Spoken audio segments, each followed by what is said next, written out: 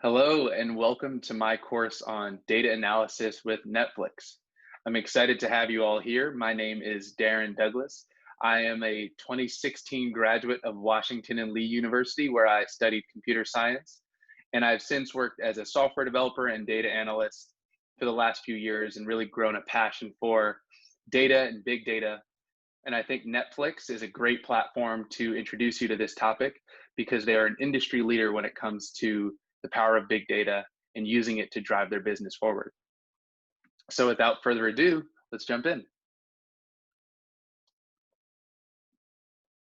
This is a screen that you all are probably familiar with, the Netflix home screen, although it probably looks a little bit different for you. That's because Netflix uses all of my individual data points to figure out what shows I might like to watch next and what movies I might like to watch next. It uses data points like runtime, movie genre, TV rating, director, lead actors to figure out which movies, which shows do I really like and how can they provide the best experience for me. The way that we'll dive into this Netflix data is through a tool called Colab, which is short for collaboratory. It's a tool that Google has rolled out, which allows you to code in Python in an interactive shell, and we can share these files as if they were a Google Doc. So I'm going to open this file right here so that you can see the walkthrough that I've prepared. I just want to make clear that the data set that I pulled is from Kaggle, which is a site that hosts tons of data sets, but the one that I pulled was specifically for Netflix TV shows and movies as of 2019. And to give you a little outline on what the course is going to look like, first, we're going to pull that data into our Python shell. We're going to need to clean that data, and I'll get more into what that means. And then we're going to analyze our data and ultimately visualize that data. The great thing is, it doesn't stop here. If you want to dive further into Netflix and into the power of data, you can automate this process and you can add more data to it with updated titles. So now I am opening our Colab Notebook. And you can see some of the sources that I've used to put this course together, and also some resources for documentation on Python and on some of the other libraries that we'll be using in this course. The first code block that we have here is a series of imports. The reason why these are necessary is Python is an amazing language because not only is it human readable, but it also has a lot of documentation because of its huge community, and people want to make it as easy as possible to jump in and get started. So just to walk you through what we'll be using here, this first import allows us to upload our data set, which you'll see in the next line. Pandas is a great Python package that allows you to analyze data more efficiently. IO is also a part of our need to import this data set into this interactive Python shell. And then ultimately, matplotlib and NumPy we'll use to analyze our Python data and ultimately visualize it as well. So the way that you can run what are called cells within a Google Colab notebook is you can hit this play button, and you know when it's finished running because you'll see a number next to it.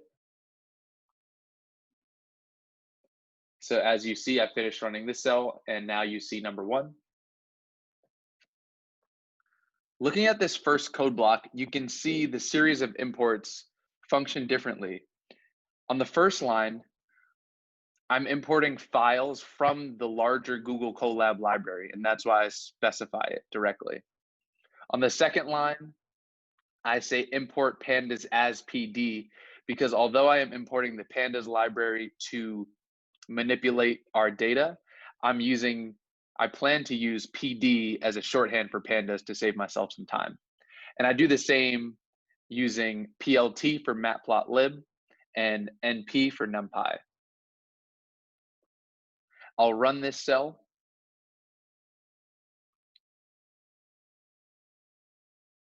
You can see it did not trigger any errors as we see number 1 next to that cell. And now I want to upload my Netflix file from my computer.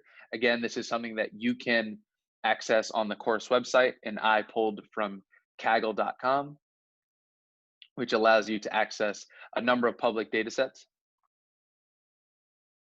I'll run this file and set it equal, I'll run this cell, excuse me, and set it equal to a variable called full data, which is written in camel case with an uppercase D as an industry standard.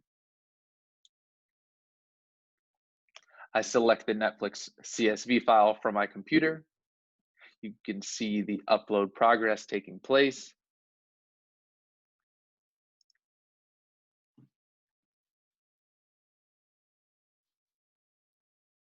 And once this file is imported, although we have the CSV object, we need to now convert it to a data frame, which is a fancy way of saying it's a series of rows and columns. And we can now manipulate this tabular data if we convert this CSV to a data frame. To do that, I'm going to set it equal to a variable named df1, and I'm going to make use of some of the functions from the libraries that we have imported. The first is called read CSV, which is a function of pandas. You can scroll over pandas to get an idea of what the library does and some more background on it. And you can also scroll over read CSV to get more background on this specific function. This is a great feature of Google Colab and something that you can use for all libraries and all functions. So similarly, I can scroll over the IO module and get background on that, and over the bytes.io function and figure out how that is used. In this case, we'll be using these functions to transform this CSV file into a data frame. Once I run this and I'm confirmed that there are no errors, I want to understand better, what's in this data set. And I'm going to use a function of data frames called describe. Again, I'm going to scroll over this to get more background on it for you all. Feel free to pause the video if you need more time to review, and you can even scroll down if you want to get into all the nitty-gritty of this function. But once I run that describe cell, I can see that this data has 6,234 rows and 12 columns. This is great. I know that there's a lot of information contained in this data set, but it doesn't give me enough information to begin analyzing it. And that's why cleaning data becomes so important. And that's what I'll be covering in the next section.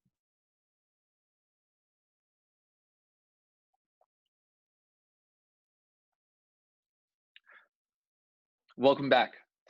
For cleaning data, one of the biggest pains of data scientists and data analysts is making sure that your data is in a format in which you can analyze it. Common problems include missing data, incorrect data, unstructured data. And one of the things that I want to check for first with this data set is there any missing cells? Is there anywhere that we're missing the movie title or some relevant information? When I run that function is null, and I get a sum of all the different columns that are missing values, it lets me know that there's a lot of columns missing director information, and there are also a lot of columns missing cast and country information. I'll get into how we can rectify this going forward with the drop function. The drop function is another function of data frames that allows you to remove certain cells either in place or in a way that creates a new data frame. To save time and space, I'm going to do this in place. You can hover over the drop function to get more background on how it's used. But the reason I plan to drop the director and the cast columns in this case is because they aren't relevant to our analysis. Date added is another column that's missing information, but we do have release year, which isn't missing any data. So I think that's also irrelevant to our analysis. There's another type of cleaning that's often done, which is filling that information in. And I can fill that information in with the data frame's replace function. The replace function allows me to take those empty cells and fill it in with what I think is more appropriate. Because Netflix is a US-based company and all titles are released in the US, I'm going to replace those empty values with the United States.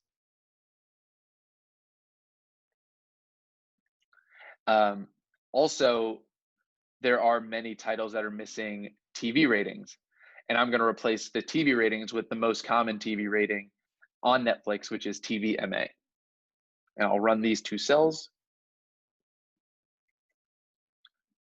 You can see that they run without error. But to get into the syntax of how Python works and how I was able to use these different functions, I want to draw your attention to these first two drop functions. Within the drop function, you can see, if you hover over it, that it takes parameters. Some functions in Python take parameters and some do not. The drop function, which we're discussing currently, can take in parameters like labels, axis, index, columns, level, in place, and errors. But not all are required.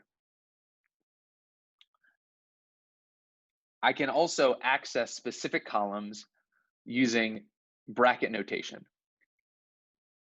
as I did here for the director and cast, and the parameters that were relevant here, you can see were axis and in place. Similarly, for the replace function, it does take parameters as well,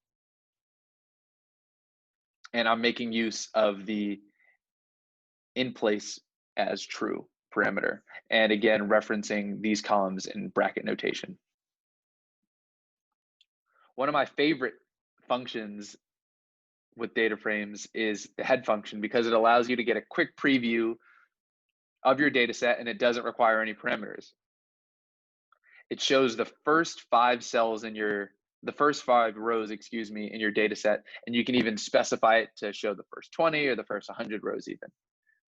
So when I run this function and this cell, I can see Netflix has a TV show called Transformers Prime that was released in the US, and there's also a Transformers Robots in Disguise TV show that was released in 2016.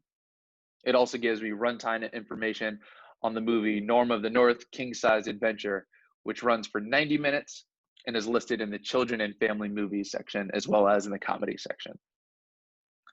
Now that we have a clean data set, we have a little bit of a better idea of what's contained in the cells of this data set. We can begin exploring this data in the next section. Now that we have an idea of what is contained within our data set, and we know that it is clean, we can begin asking ourselves deeper questions and really diving into this data. The first question I want to propose is, in 2018, did Netflix release more movies or TV shows? Generally, this would be a hard question to ask. You'd have to go through their entire database or the entire data set and manually count the different movies and the different TV shows, but Python and data frames make this a lot more simple. Using bracket notation, I can filter the type column for the value movie and save that calculation to a variable called movies, which will only contain movies and will not contain any TV shows. Once I have that variable set, I can then count those objects to get the total amount of movies in our data set. When I run that file, I see that we have 4,265 movies. While that's helpful, it doesn't fully answer the question. So let's take it a step further. Based on that movies variable, let's filter it for the column release year. And let's only look at how many movies were released in the year 2018. And when I run that, it tells me that 646 movies were released in 2018.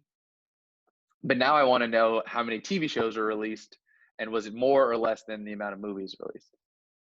So similarly, I'm going to filter our larger data frame for only TV shows and count those up.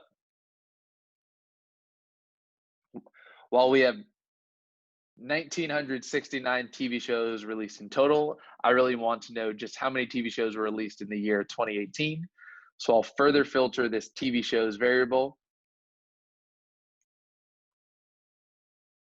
And it tells me that 417 TV shows were released in 2018. So that tells me more movies were released in this year, 646, than TV shows, 417.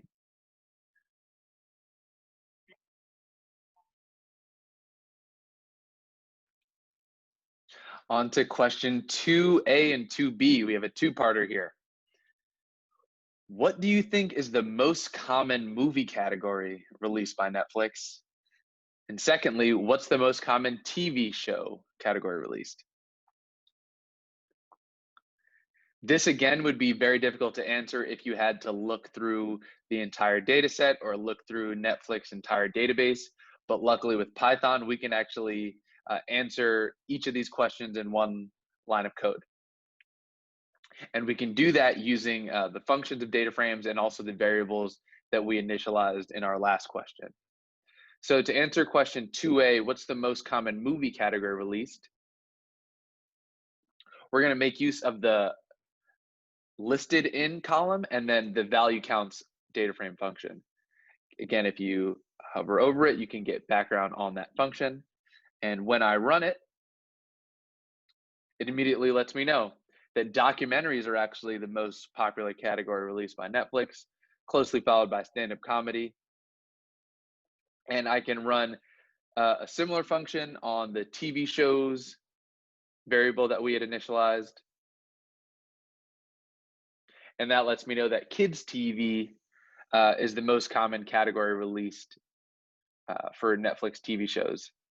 If I wanted to figure out, let's say in just the year 2018, which we have a variable for, what was the most common movie category released, I could reference that variable.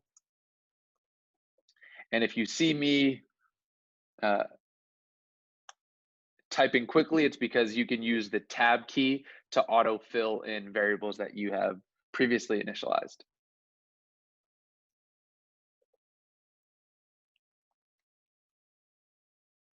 When I run this cell, I realize that although documentaries are the most popular movie category overall, in the year 2018, stand-up comedy was actually the most popular movie category. So interesting tidbit there. Great job on question 2. Next, we have another question for you all. What 5 countries are most movies released? And how about TV shows?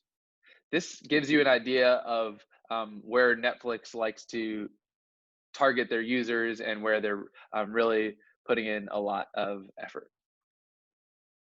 And similarly, in the last question where we were able to do this in just one line of code, even though it seemed like a question that might require you to look through the entire data set, we can do the same here using the value counts function.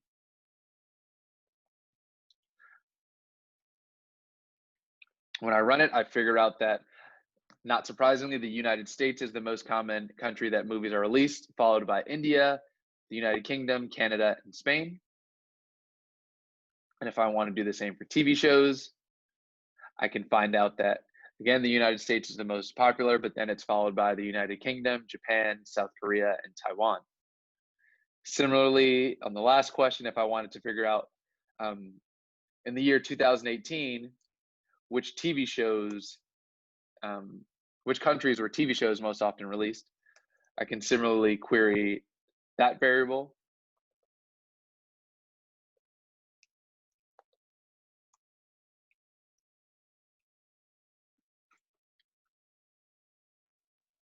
And it lets me know that the results are pretty similar, but that India ends up being one of the countries where TV shows were most often released, but it doesn't show up when you look at multiple years. Great job exploring the data. Next, we're going to jump into visualizing this data.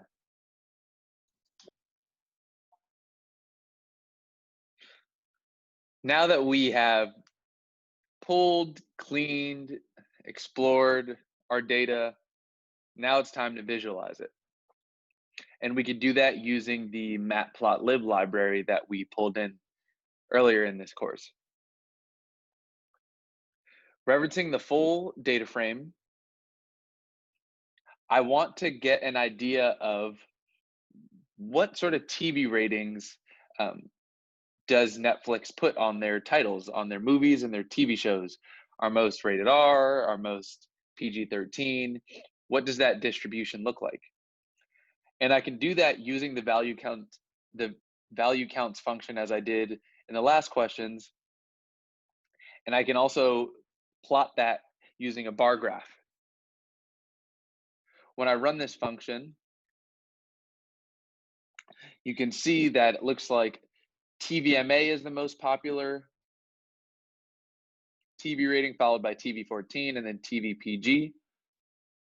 But if I wanted to figure out not what's the distribution for all ratings, but the distribution for just the ratings on TV shows and how does that compare, I could similarly run this function, but instead of running it on the entire data frame that we originally pulled in and cleaned, I'm going to run it just on the TV show data that we filtered.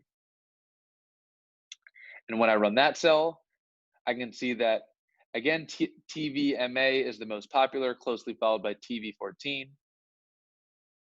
But it looks like there aren't many rated R TV shows, although there are a decent amount of rated R movies.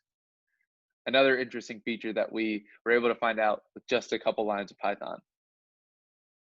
This concludes the questions and the main content of the course, but I encourage you to continue exploring this data set. Try to answer some more questions, try to ask yourself some more questions, and don't stop at just Netflix. Figure out what other platforms or tools you like to use. Maybe it's Spotify, maybe it's YouTube, and you can really analyze that data in the same way. It's been an honor to teach you all. Thank you for coming to the course. Excited to see what you do next. Thanks.